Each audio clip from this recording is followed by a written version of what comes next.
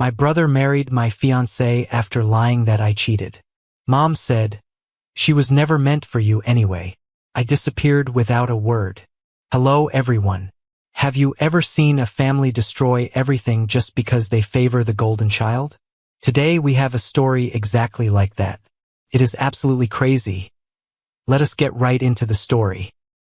My name's Thomas. I'm 31 years old now, but the dark, twisted story I'm about to share with you started exactly 8 years ago. Back then, I was just a 23-year-old college graduate, fresh into the brutal reality of adulthood, and completely, utterly oblivious to just how venomous my own flesh and blood could be. I grew up in a suffocatingly small, picture-perfect suburban town in the Midwest. It was the kind of claustrophobic place where everyone knew everyone's business, where rumors were traded like currency at Sunday church services, and where a fabricated reputation stuck to you like hot tar on the bottom of your shoe. In this town, perception was reality, and my family was obsessed with managing that perception. My older brother, Marcus, 2 years my senior, was the undeniable golden child of our household. He was the former varsity football star, the loud, charismatic center of attention, the guy who could walk into a room and immediately command the spotlight with a practiced, hollow laugh. He was the one my mother, Eleanor, proudly paraded around town as her flawless, perfect son. To her, Marcus could do no wrong. He was the son, and the rest of us were just lucky to be in his orbit. I, on the other hand, was the quiet one, the smart one if we're being generous. But in our household, quiet brilliance never won out over cheap charm and athletic trophies. My mother always favored Marcus, and she made sure I felt the weight of that preference every single day of my life. If I spent weeks studying to earn a perfect 4.0 GPA, my achievement would be acknowledged with a brief nod. But if Marcus scraped by with a C- after partying all semester, it was a monumental event that warranted a celebratory steak dinner.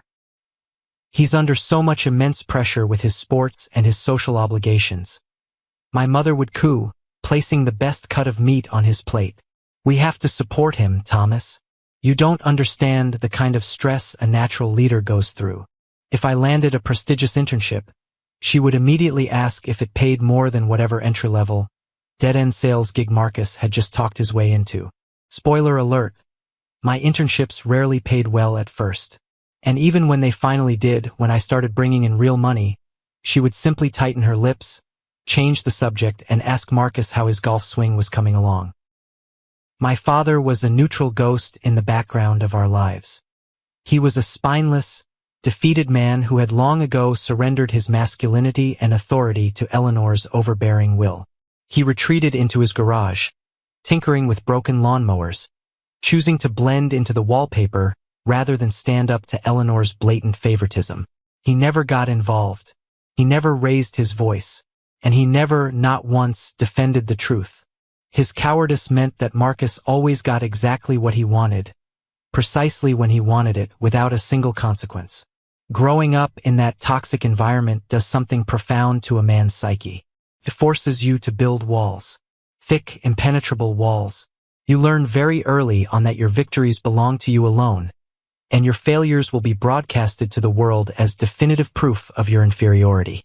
I retreated deeply into my own mind, finding solace in books, in complex algorithms, in code. In machines, I found logic. If you write the correct code, the machine works. It doesn't care who your mother likes best. It doesn't care if you can throw a spiral. It only respects the work.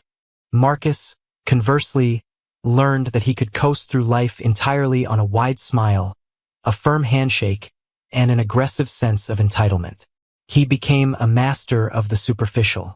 He was a man who built his entire identity on the applause of others. But beneath that charming, athletic exterior, he was completely hollow. He was an empty vessel, echoing with borrowed confidence and deep-seated insecurity. And that was the real darkness residing inside my brother. It wasn't just his arrogance. It was his insatiable, gnawing envy. Marcus couldn't stand the idea of me having something he didn't. Whether it was genuine respect from my professors, a quiet sense of internal peace, or eventually, the love of a good, honest woman, Marcus viewed my happiness as a direct insult to his supremacy.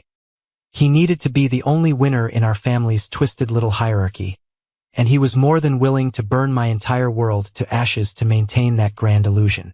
I just didn't realize how far he would go, how utterly depraved his jealousy had become, until the flames were already licking at my feet. I remember an incident when I was 16. I had spent 3 months building a complex robotics project for the state science fair. It was my masterpiece, my ticket to a potential scholarship. The night before the competition, Marcus came home drunk. He stumbled into the basement, tripped over a perfectly visible power cord, and sent the entire project crashing to the concrete floor, shattering it into hundreds of unsalvageable pieces. I was devastated. I stood there, trembling with rage, while Marcus just laughed, a cruel, mocking sound that still echoes in my head. When Eleanor came down to investigate the noise, she didn't reprimand him. She looked at the wreckage of my hard work, sighed in annoyance, and turned to me. "Well, Thomas, you shouldn't have left it so close to the walkway. Your brother is exhausted. Clean this mess up before your father gets home." That was the defining rule of the Bennett household. Marcus acts, Thomas pays the price.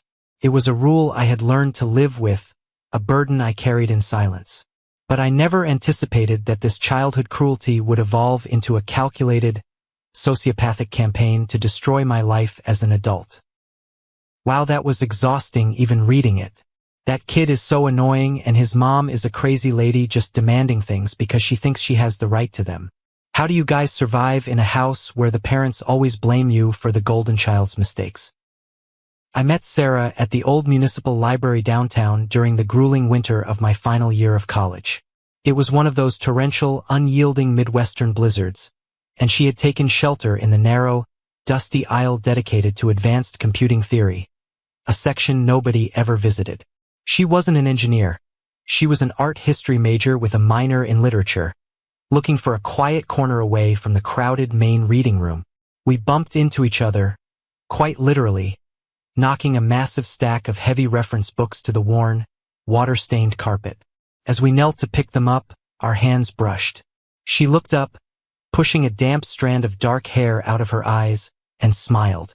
From that very first, scattered conversation amidst the towering bookshelves, I knew she was fundamentally different from anyone I had ever known. Sarah was fiercely intelligent, carrying a delicate, refined grace, but what drew me in, what anchored me to her, was her profound, staggering empathy. She had this incredible, rare way of listening that made you feel like the noise of the entire world had completely stopped. She didn't just hear your words. She listened to the silences between them. She understood my quiet nature. She didn't demand me to perform or entertain her the way my family demanded. With Sarah, I didn't have to fight for space or relevance. She just naturally made room for me in her life. We started dating quietly. Our love wasn't the loud, obnoxious, social media obsessed kind. It was deep, solid, and real. We spent hours talking about our futures, our dreams, the kind of home we wanted to build far away from the superficiality of my hometown. For the first time in my 22 years on Earth, I felt like a man who had a true partner. I felt seen. But my family, predictably, never fully warmed up to her. When I eventually brought her to our mandatory Sunday family dinners, the atmosphere would immediately shift, growing thick, tense, and toxic. My mother, Eleanor, would look Sarah up and down, her eyes scanning her modest, tasteful clothes like a barcode reader searching for a clearance price tag. "She's a sweet girl, Thomas," my mother would say to me in the kitchen, her voice dripping with that sickeningly sweet, condescending tone she reserved for her worst insults. "But let's be realistic, honey. That background of hers, a public school teacher for a father and a mother who works at a bakery, is not exactly going to help elevate the family name, is it? You have a bright future ahead of you. You need a woman who understands corporate networking, someone from our country club circle. Sarah is just not really on our level, honey." I ignored my mother's elitist venom. I knew who Sarah was, and her worth wasn't defined by a country club membership.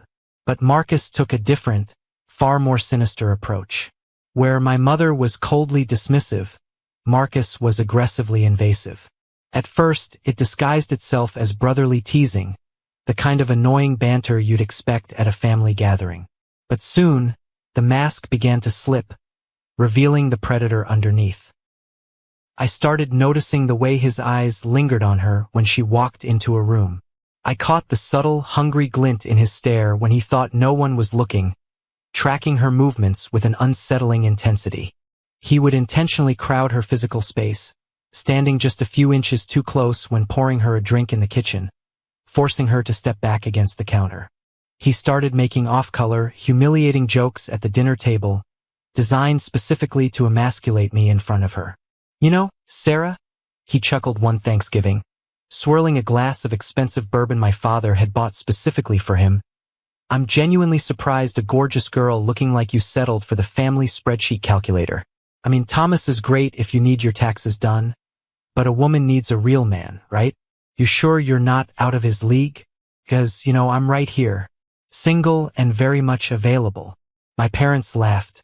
It was a hearty, genuine laugh from Eleanor, and a weak, submissive chuckle from my father, who stared intently at his mashed potatoes. I felt the heat rise in my neck. I slammed my fork down, the silver clinking sharply against the porcelain. I looked Marcus dead in the eye and told him to shut his mouth, the tension in the dining room snapping like a frayed steel cable.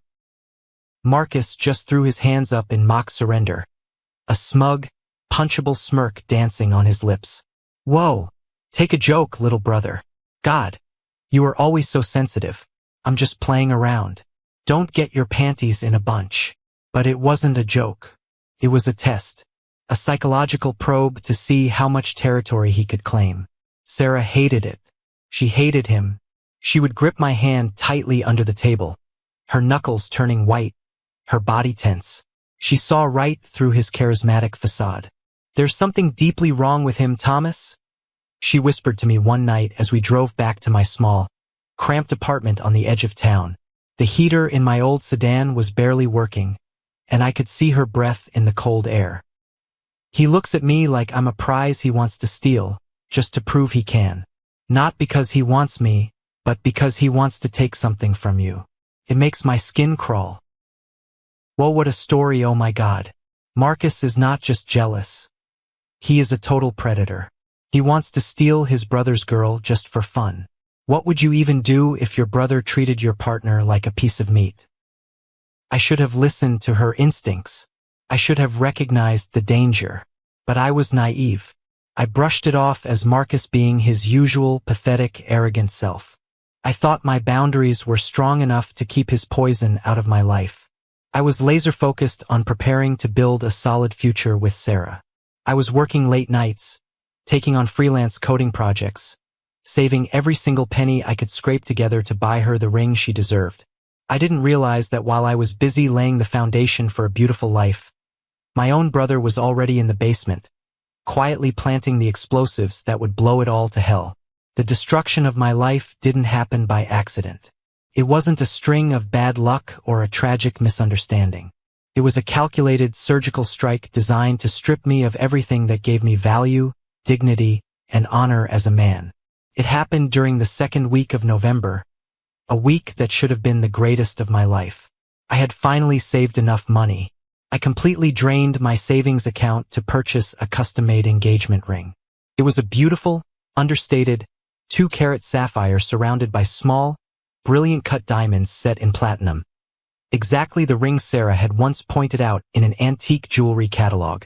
I had it hidden deep in my sock drawer, planning to propose on our upcoming 3-year anniversary trip to a quiet cabin in the Blue Ridge Mountains. On a Tuesday night, I was sitting in my living room, exhausted but buzzing with a quiet, undeniable pride.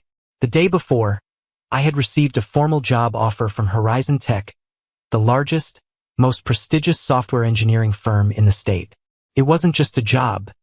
It was a career-defining role as a lead systems architect. It came with a 6-figure starting salary, full benefits, and stock options. It was the role that would guarantee Sarah and I the stable, prosperous life we deserved. Everything was finally falling into place. I felt like I had finally outrun the shadow of my family. Then, at precisely 9 p.m., the silence of my apartment was shattered by a frantic, aggressive pounding on my front door. It wasn't a knock. It was the sound of someone trying to break it down. I rushed over and opened it to find Sarah standing in the dimly lit hallway. The color had been completely drained from her face, leaving her looking like a ghost. She was trembling so violently she could barely stand. Her eyes red, swollen, and filled with a kind of shattered agony I had never seen before. She didn't say a word. Before I could even ask what was wrong, she reached into her heavy winter coat pocket, pulled out the small, black velvet box containing the sapphire ring I had hidden, and hurled it directly at my chest with all her strength. It bounced off my sternum and clattered onto the hardwood floor, popping open to reveal the glittering stone. "Don't," she choked out, her voice a raspy whisper. She held up a shaking hand as I instinctively stepped forward to comfort her. "Don't you dare touch me." "Sarah, what the hell are you talking about? How did you get that? Were you in my apartment?" I stammered, the bottom instantly dropping out of my stomach. Confusion and panic collided in my brain. "Marcus brought it to me," she sobbed, her voice suddenly cracking into a wail that tore at my heart. "He brought it to me right after he sat me down and showed me the truth. You sick, lying, disgusting bastard. For months. Thomas? You've been sleeping with some girl from your old study group for 4 months while planning to give me this ring? While telling me you loved me? What? No. Sarah. I swear to God. I haven't even spoken to anyone else. That's an absolute lie. Stop lying to my face," she screamed, a sound so raw and full of pain that it ripped through the quiet hallway, making the neighbor's dog start barking. "He showed me the messages on his phone. Screenshots from your private messaging app. Explicit texts, Thomas. Disgusting photos. He showed me the time-stamped receipts of the hotel rooms you booked downtown. Marcus broke down crying in my living room when he told me. He said he couldn't let you ruin my life. He said he begged you for weeks to stop, but you told him you didn't care." My blood turned to absolute ice. Marcus, my own brother, had manufactured an entire, elaborate fictional affair. He had forged the screenshots, mocked up fake digital receipts, and played the role of the devastated, protective older brother to perfection. It was a masterclass in psychological manipulation. "Sarah, please look at me. Look into my eyes. You know me. I am not that man. Marcus is lying. He has always hated me.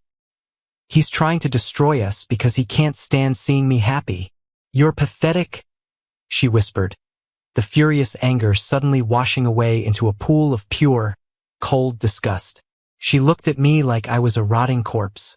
"Blaming your own brother who just risked his relationship with you to protect me. We're done, Thomas. Never ever contact me again. If you come near me, I will call the police." She turned and ran down the stairs, her footsteps echoing like gunshots in the stairwell. I stood there in the doorway, paralyzed, the walls of my reality violently collapsing inward. But the nightmare wasn't over. The blade hadn't been pushed all the way in yet. As I scrambled to the floor, grabbing my phone with shaking hands to call her, the screen lit up with an incoming call. It was David Sterling, the formidable CEO of Horizon Tech. The man who had personally shaken my hand and offered me my dream job just 24 hours prior. I answered, my voice shaky and breathless. "Mr. Sterling? Who the hell do you think you are, Bennett?" The voice on the other end roared, the sheer volume vibrating the tiny speaker against my ear. "I have been in this industry for 30 years, and I have never, ever witnessed a display of such arrogant, suicidal unprofessionalism. I don't understand, sir. What happened? Don't play dumb with me, you insolent prick. You send a mass email to me, my entire executive board, and the HR department at 3 a.m., calling our back-end architecture outdated, pathetic garbage, insulting my CTO's academic credentials, and telling us to take the job offer and shove it up our corporate asses. What? No, sir, I swear on my life, I didn't send anything. It came directly from your personal, authenticated email address, from your specific IP address. I have already contacted the board of directors. Your offer is rescinded immediately, effectively retroactively. Furthermore, I am personally making sure every tech firm, recruiter, and agency in a 500-mile radius knows exactly what kind of unhinged, unstable liability you are. You are blacklisted, Bennett.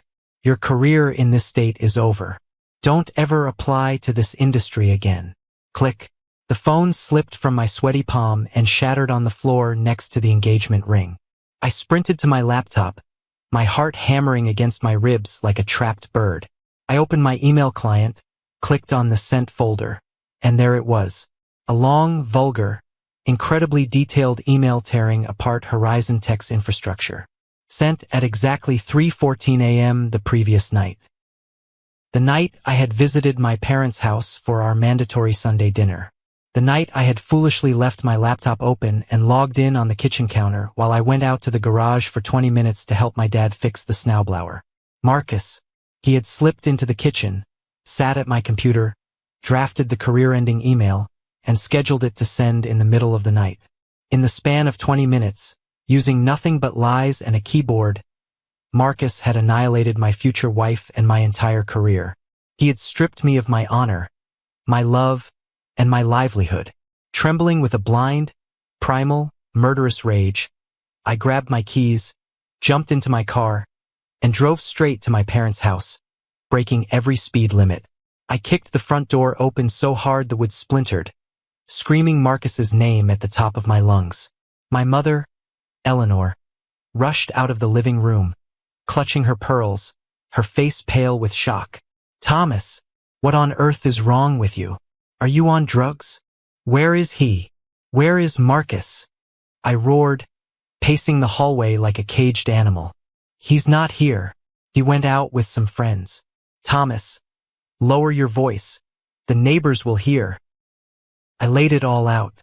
Sweating, shaking, I screamed about the fake texts, the stolen ring, the hacked email, the total calculated destruction of my life.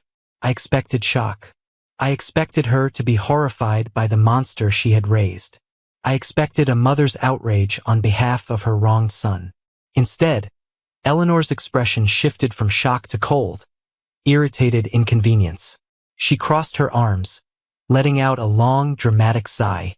"Thomas, calm down. You're being completely hysterical," she said, her voice dripping with ice. "As for Sarah, I told you from the very beginning she wasn't meant for you anyway. You were forcing a square peg into a round hole. Marcus probably just saw the writing on the wall, saw how miserable you were going to be, and did you a favor. He's looking out for you. A favor. He ruined my life. And this job nonsense?" she continued, completely ignoring my pain.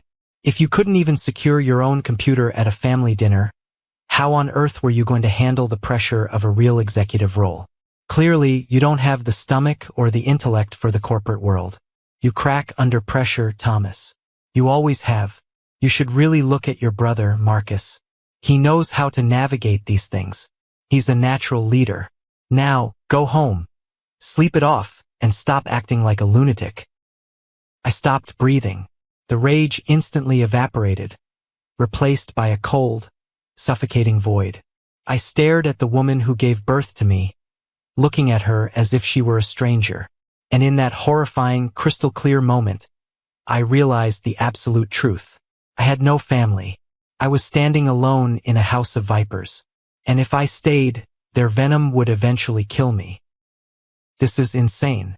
Marcus ruined his job and stole his girl. And the mother blames Thomas for leaving his laptop open? Not only is she an entitled mom, she is a horrible parent. Do you guys think there is any coming back from a betrayal this huge? The following 3 months were a rapid descent into a suffocating gray hell. I became a ghost haunting the cramped, depressing confines of my own apartment. I couldn't find work. David Sterling, the CEO of Horizon Tech, had made good on his vindictive threat. Every door in the state's tech sector slammed shut the moment they saw the name Thomas Bennett on a resume. I was blacklisted, radioactive. Interviews were canceled mid-sentence. Recruiters blocked my number. My calls to Sarah went straight to a disconnected tone. She had blocked me on every conceivable platform. She had moved out of her apartment, leaving no forwarding address. The few mutual friends we had looked at me with quiet, palpable disgust if I ran into them at the grocery store. They had all been completely poisoned by the masterful narrative Marcus had spun. I was the villain. I was the cheater, the psycho, the failure. I was drowning in an ocean of injustice, gasping for air in a world that had collectively decided my execution was justified. I stopped shaving. I stopped sleeping.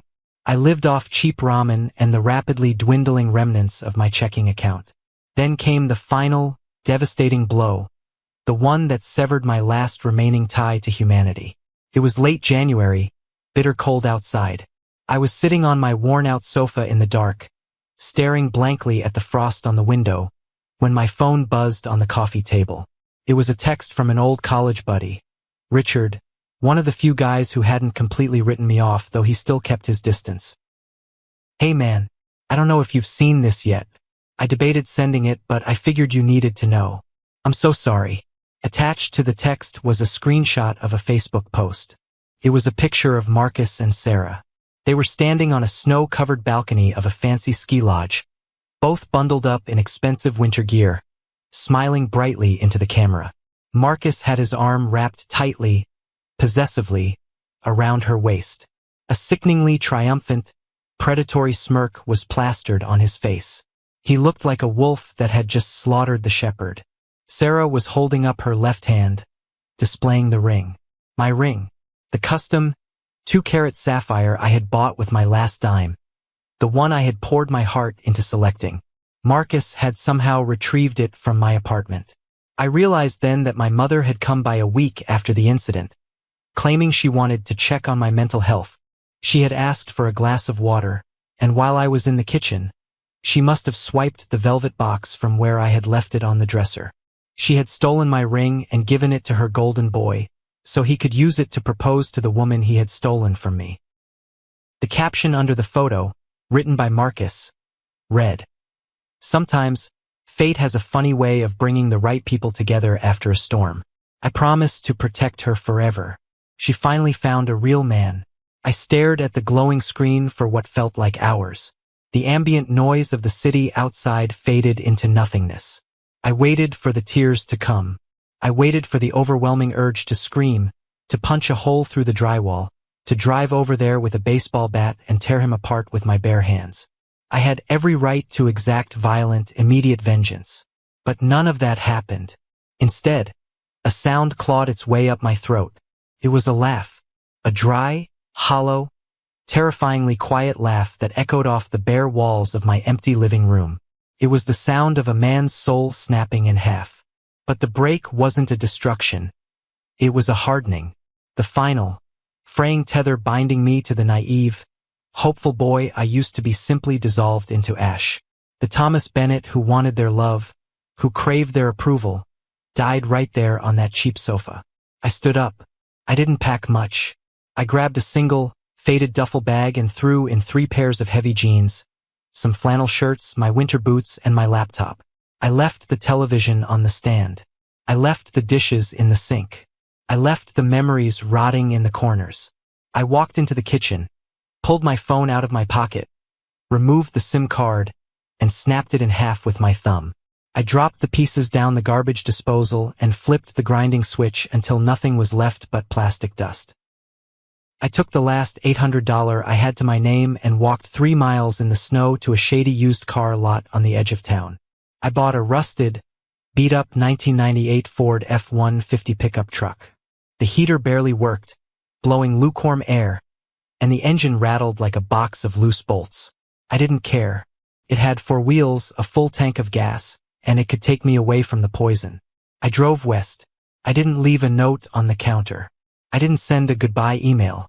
I didn't offer any dramatic parting words to my parents. I just vanished into the cold, unforgiving Midwestern night. Let them fill in the blanks. Let them tell their country club friends I had run away in shame. Let Sarah believe whatever lies Marcus whispered in her ear. Let them believe the golden child had won the final victory. That night, as the state line disappeared in my cracked rearview mirror, Thomas Bennett the victim ceased to exist. I was a ghost, and ghosts have all the time in the world to haunt the people who put them in the ground. Freedom is utterly terrifying when it comes at the cost of everything you've ever known or loved. For the first 3 years of my exile, my life was a grueling, physically punishing marathon of survival. I had to violently shed the soft, intellectual skin of the suburban kid I used to be.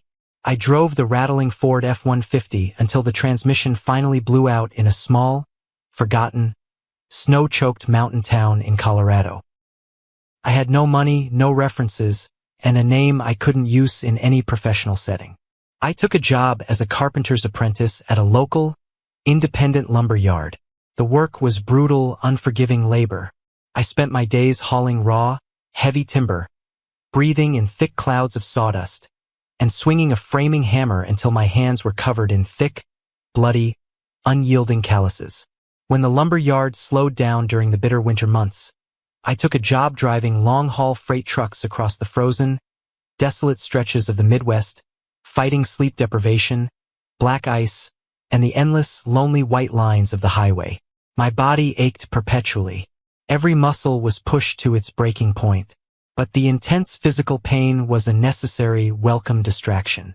It kept the memories of Sarah's disgusted face and Marcus's smug smile at bay.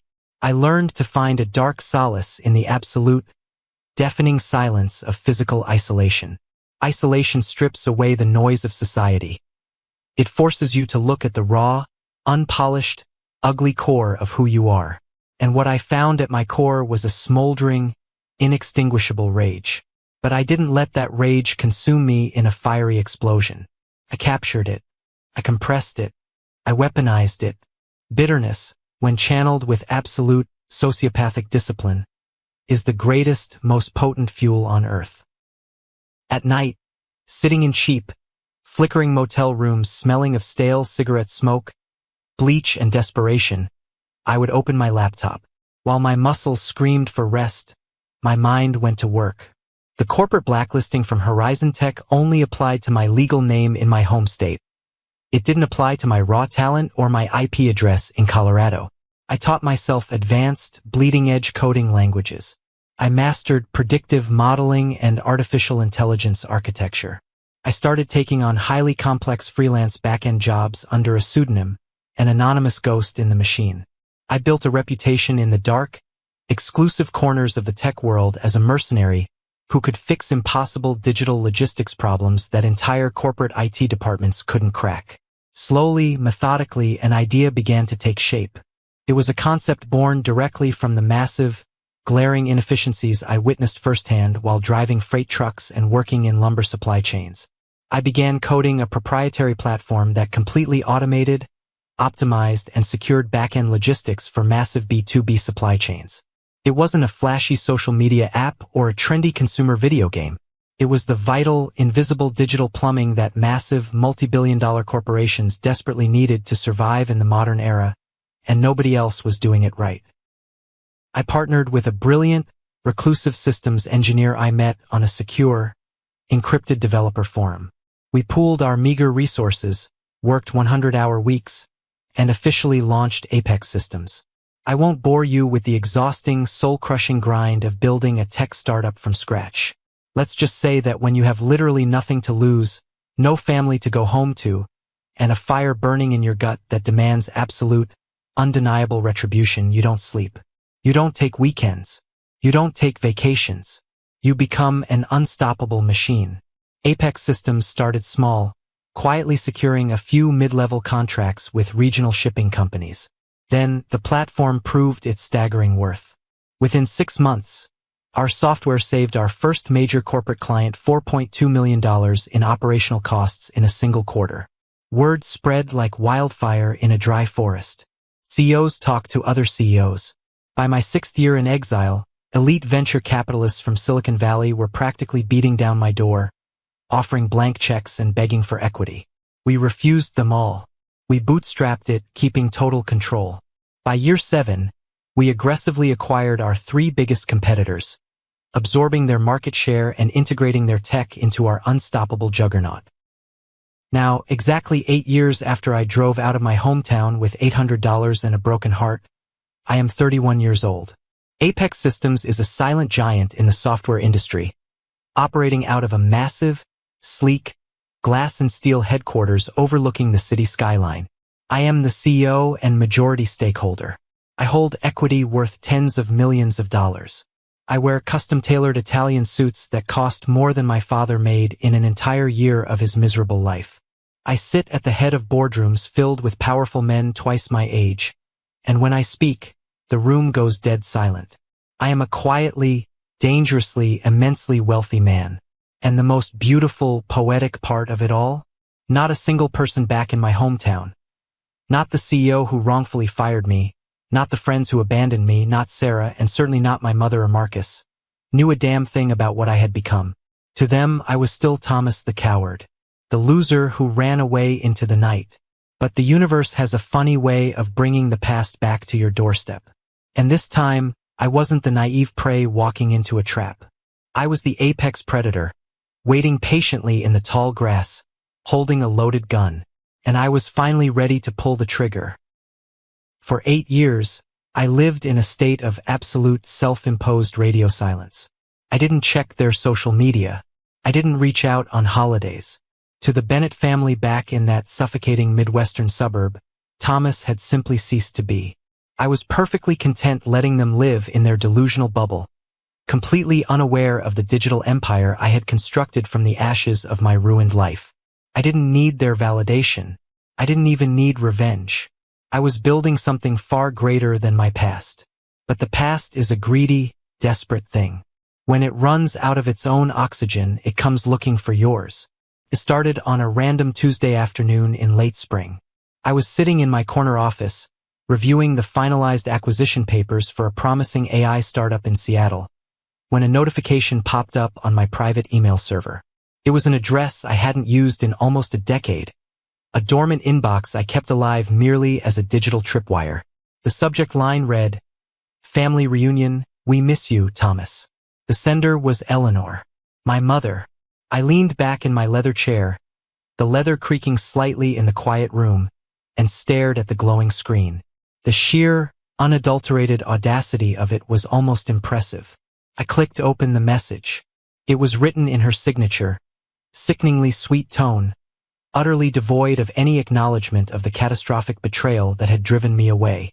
She cheerfully mentioned an upcoming, massive family reunion at the county park, rambling about how wonderful it would be to have the whole family back together. Then, buried in the third paragraph, was the hook.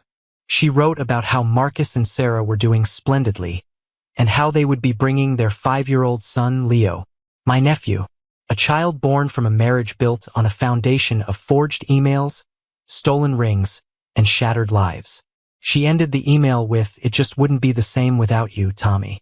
I didn't feel a spike of rage. I didn't feel the old, familiar sting of betrayal. What I felt was a cold, clinical curiosity. Why now? Why, after 8 years of treating me like a disgraced pariah, was she suddenly reaching out? When you run a major tech firm, you don't guess. You gather data. I forwarded the email to my head of corporate security, an ex-intelligence officer named Vance, and told him to quietly look into Marcus Bennett.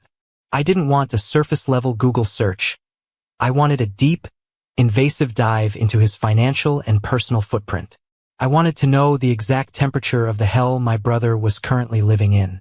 While Vance went to work, I made a phone call to Richard, my old college buddy, the one who had sent me the Facebook picture of the stolen ring 8 years ago. Richard still lived in the area and ran a local logistics company. We had reconnected a few years back when I silently funded a business loan he desperately needed, never telling him it was my capital. "Thomas? Holy hell, man. It's been a minute." Richard's voice boomed through my office speakers.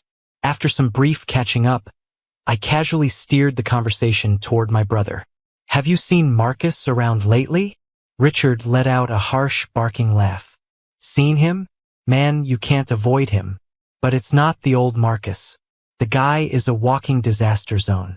He's bleeding out, Thomas. He got caught up in some ridiculous crypto scam 3 years ago, thought he was a financial genius and leveraged everything he had. I'm talking second mortgages, draining his 401k, borrowing from shady private lenders. He lost his shirt." I leaned forward, my elbows resting on the mahogany desk. "And the house? Underwater, Richard replied, his tone turning grim. His BMW got repossessed right out of the country club parking lot last month. It was a spectacular public humiliation. But that's not even the worst of it. Rumor around town is that Sarah has completely checked out. She's been quietly asking around for a divorce lawyer. Marcus has been drinking heavily, getting aggressive. He's a sinking ship, man, and he's trying to drag everyone down with him. I thanked Richard and hung up just as an encrypted file from Vance hit my inbox. The data confirmed everything Richard had said, and then some. Marcus was approximately $400,000 in high-interest debt. He had been fired from his last 2 sales jobs for gross insubordination and suspected embezzlement, though charges were never formally filed. He was desperate. But Vance had flagged something else, something far more interesting. Over the past 3 weeks, there had been a sudden, unusual spike in traffic to Apex Systems' public-facing corporate website originating from an IP address traced directly to Eleanor's house, where Marcus and Sarah were currently living after being forced to downsize. Someone was using a VPN, clumsily trying to mask their identity, while searching the employee directories and investor relations pages of my company. Furthermore, a fake LinkedIn profile had recently viewed my heavily restricted, unlisted personal page. Clicked. The puzzle pieces snapped together with a satisfying, deadly precision. Marcus had figured it out. He had somehow connected the dots between the Thomas Bennett who fled town with $800 and the Thomas Bennett who now sat on the board of a multi-million-dollar software empire. The golden child was drowning in a sea of debt and failure, and he had looked across the water and seen the brother he crucified sitting on a throne of gold. The reunion invitation wasn't an olive branch. It was a desperate, pathetic attempt to lure the rich relative back into the fold so they could sink their leeches into my veins. They wanted a savior. They wanted a bailout. I smiled, the reflection of the computer screen catching the coldness in my eyes. I reached out to my executive assistant. "Clear my schedule for next weekend," I told her. "I'm going to a family picnic." The Bennett family reunion was exactly the kind of pretentious, performative circus I remembered.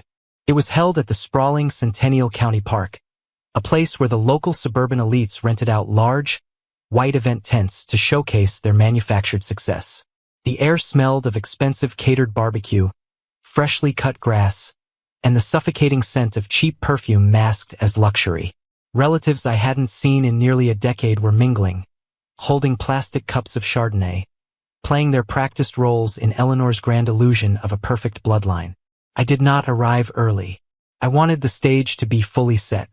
At exactly 1:30 p.m., the peak of the gathering, I turned onto the gravel road leading to the main pavilion. I wasn't driving a rented car or a subtle sedan. I was driving my personal, custom-ordered Aston Martin DBS Superleggera, painted in a deep, menacing metallic obsidian.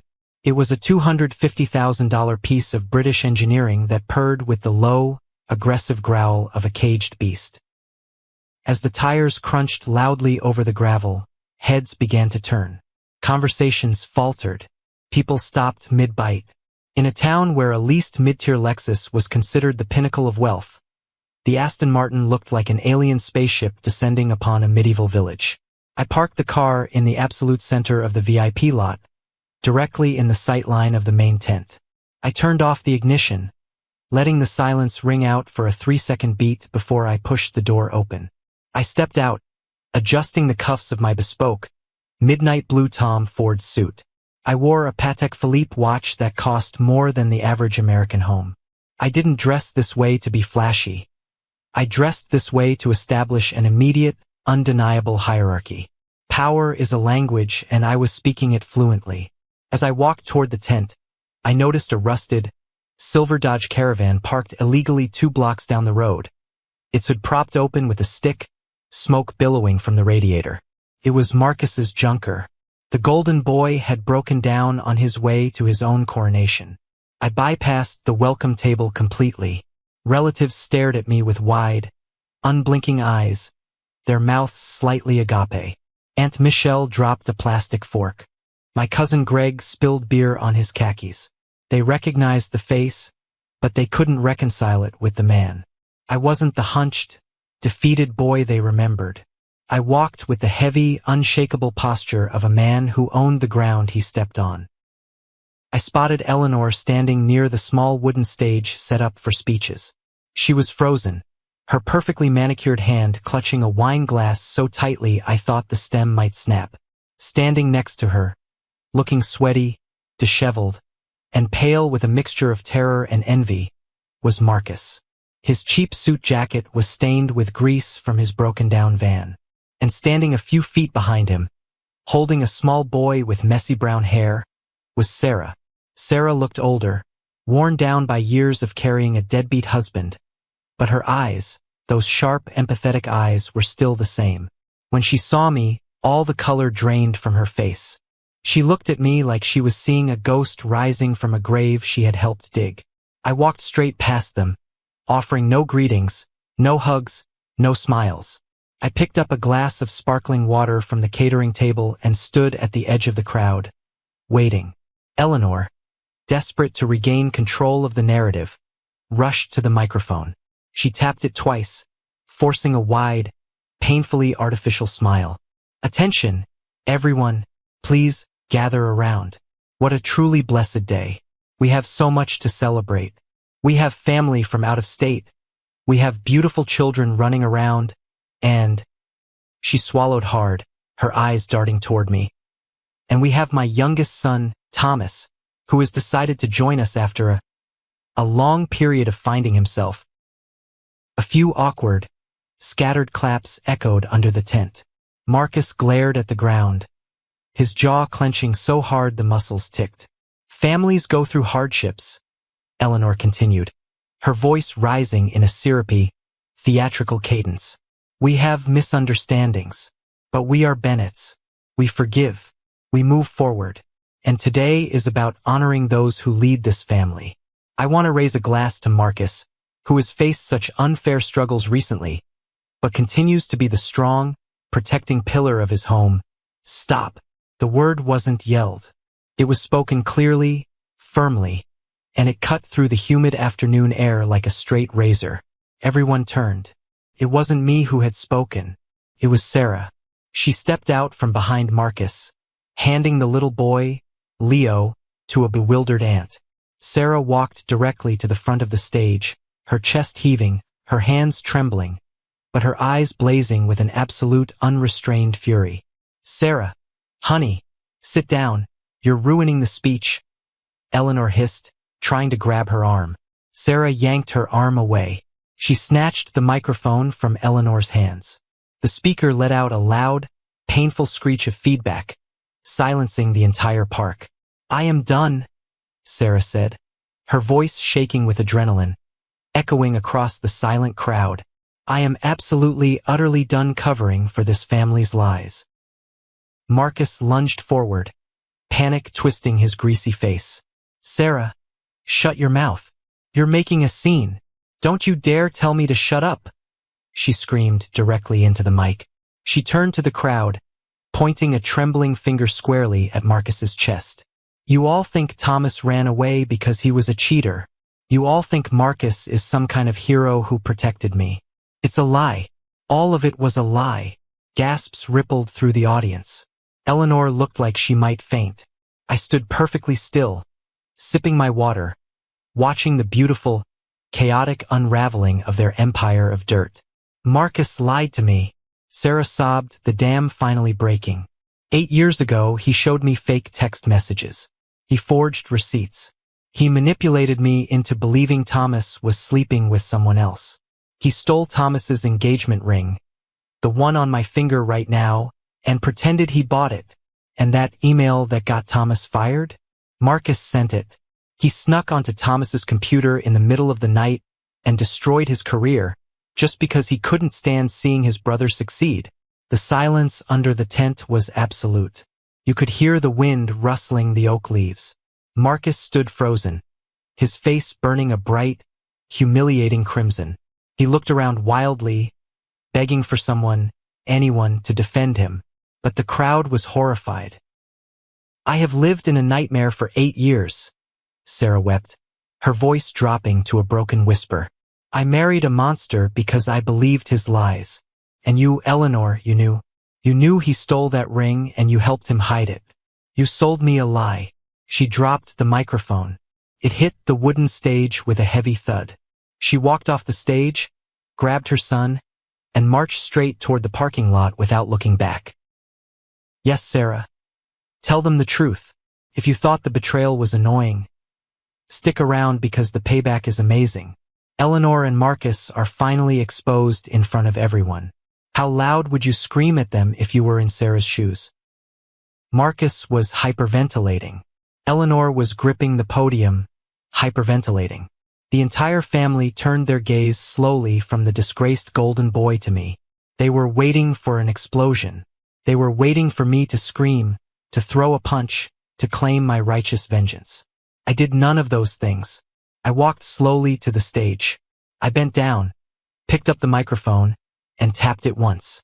I looked out over the sea of faces, the aunts who had gossiped about me, the cousins who had mocked me, the mother who had discarded me.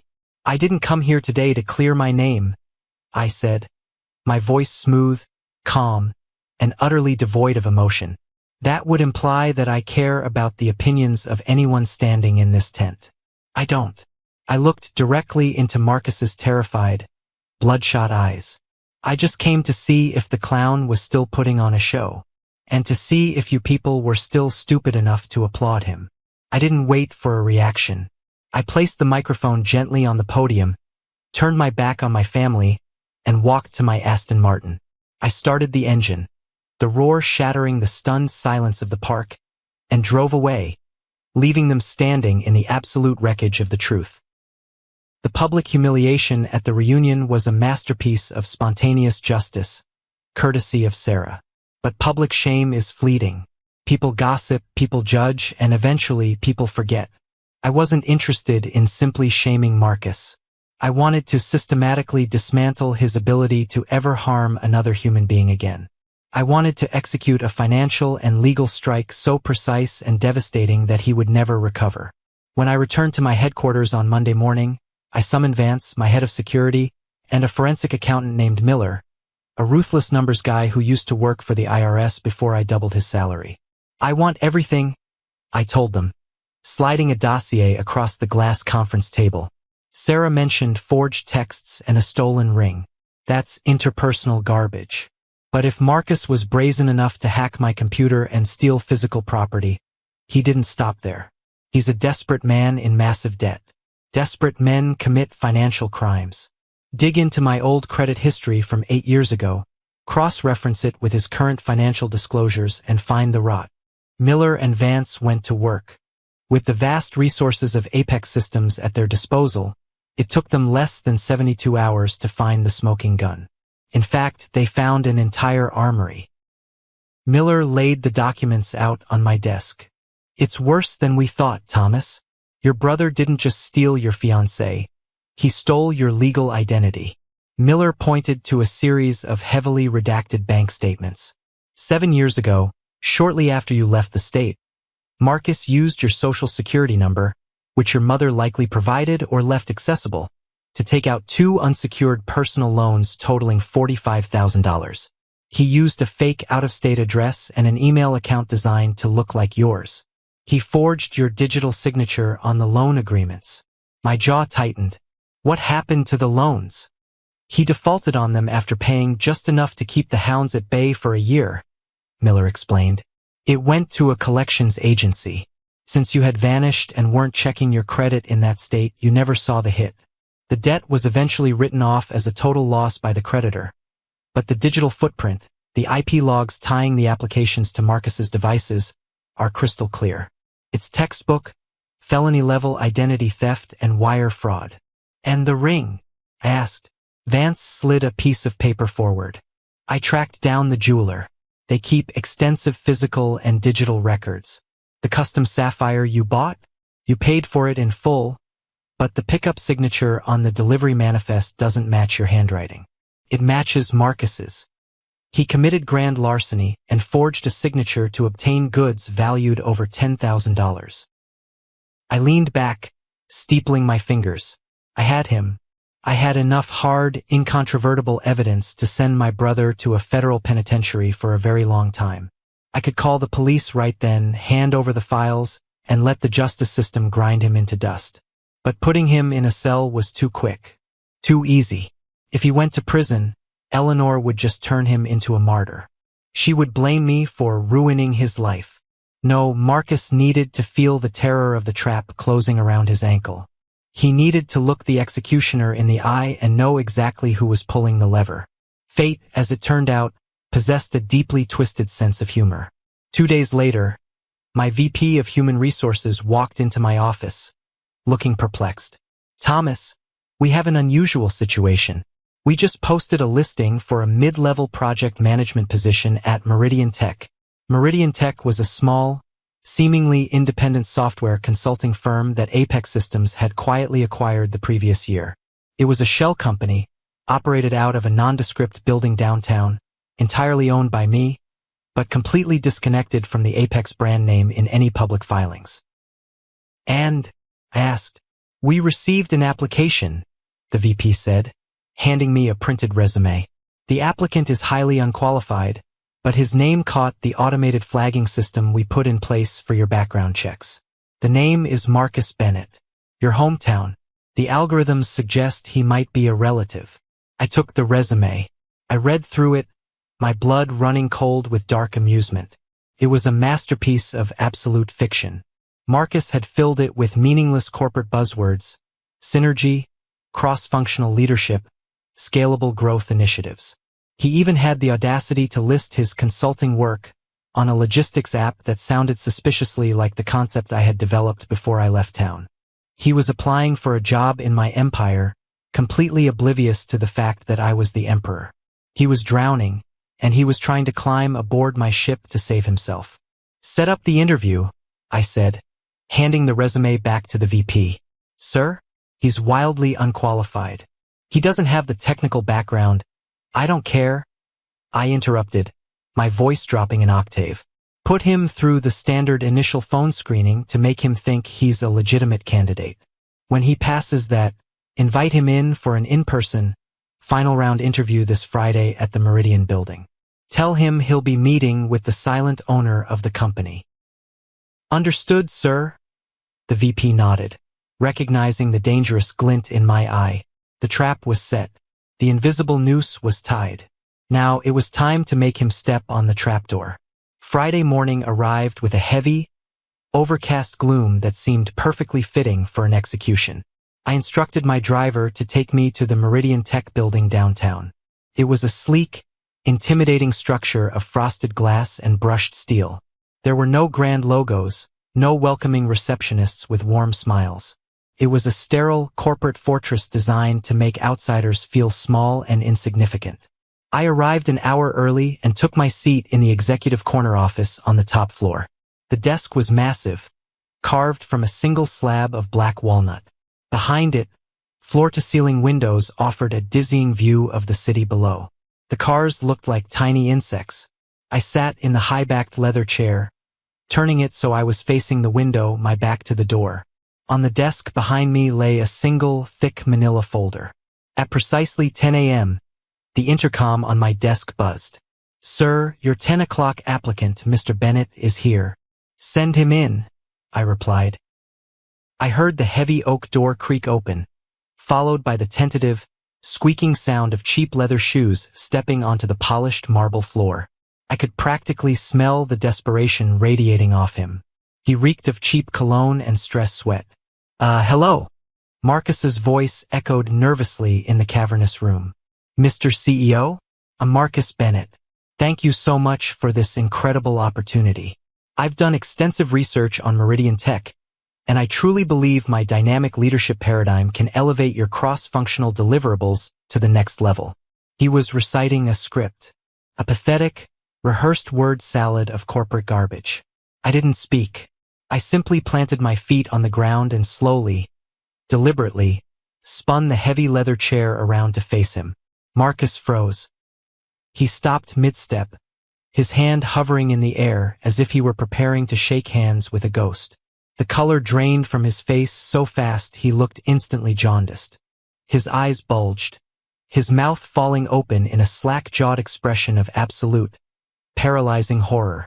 The cheap, ill-fitting blazer he was wearing seemed to swallow him whole. "Hello, Marcus," I said, my voice barely above a whisper, yet it filled the entire room. "Please have a seat. Let's talk about your deliverables." He couldn't move. He looked wildly around the room, as if expecting hidden cameras or a squad of armed guards to jump out. "Thomas? What is this? What are you doing here? Do you work for this guy?" I let out a low, humorless chuckle. "I don't work for him, Marcus. I am him. Meridian Tech is a wholly owned subsidiary of Apex Systems. My company. My empire." I gestured to the leather chair opposite the desk. "Sit down." His knees visibly buckled. He practically collapsed into the chair, gripping the armrests with white knuckles. You own this? All of this?" His voice was a pathetic squeak. The reality of the power dynamic was crushing his chest. The brother he had mocked, the brother he had destroyed, was now sitting on a throne he couldn't even comprehend. "I didn't bring you here to gloat about my bank account, Marcus," I said, leaning forward, resting my forearms on the black walnut. "I brought you here to talk about your resume. It's fascinating reading, especially the parts where you claim to have ethics and integrity." "Thomas, listen," he stammered, holding his hands up defensively, the old, arrogant facade completely shattered. "About what Sarah said at the park. She's crazy, man. She's just trying to turn you against me because we're having marital problems. I swear, I didn't." I slammed my open palm onto the desk with a sound like a gunshot. Marcus flinched violently, pressing himself back into the chair. "Do not insult my intelligence," I growled, all pretense of politeness vanishing. I reached for the thick manila folder and flipped it open. "This isn't about the fake texts, Marcus. That was child's play. I'm talking about federal crimes."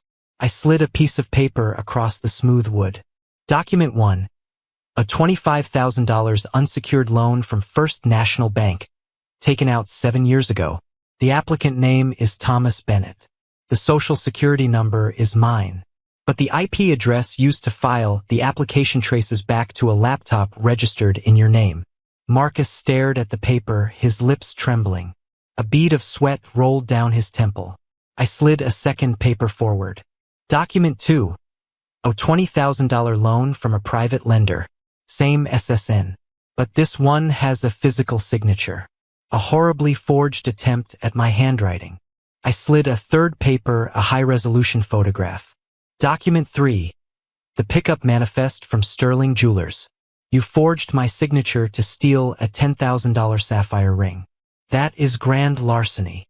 "Thomas, please," Marcus whimpered, tears suddenly welling up in his terrified eyes. The golden boy was crying. "I was desperate. I had gambling debts. Mom cut me off. I didn't know what else to do. Please don't go to the cops. I'll pay you back. I swear to God. I'll pay you back every cent." "With what, Marcus?" I asked mockingly. "Your repossessed BMW? Your underwater mortgage? You are a financial black hole. You couldn't pay me back if you lived 1,000 lifetimes." I stood up, towering over him. "I have a team of corporate lawyers who could have you indicted, arrested, and denied bail before the sun goes down today. You are looking at a minimum of 10 years in federal prison for identity theft and wire fraud." He put his head in his hands and openly sobbed. "Please, Tommy. I'm your brother. Please. I have a son. Don't you dare use Leo as a shield," I snapped. "You didn't care about brotherhood when you hacked my email and destroyed my career. You didn't care when you lied to the woman I loved." I walked around the desk and stood over him. He cowered, expecting a physical blow. But I just leaned down, my face inches from his. "I'm not calling the police, Marcus," I whispered. He looked up, a pathetic glimmer of hope in his wet eyes. You're not." "No," I said coldly, "because going to prison gives you a roof over your head and 3 meals a day on the taxpayer's dime. It gives Eleanor a reason to cry to her friends about her martyred son. That's too easy for you. I want you to live in the real world. I want you to wake up every single morning, look at your phone, and wonder if today is the day I send this folder to the FBI. I want you to sweat every time you see a police cruiser. I want you to live in perpetual, paralyzing fear. Your freedom isn't a right anymore, Marcus. It's a privilege that I allow you to have, day by day. Oh man. Keeping him out of prison just to make him live in fear every single day. That is dark. But he completely deserves it.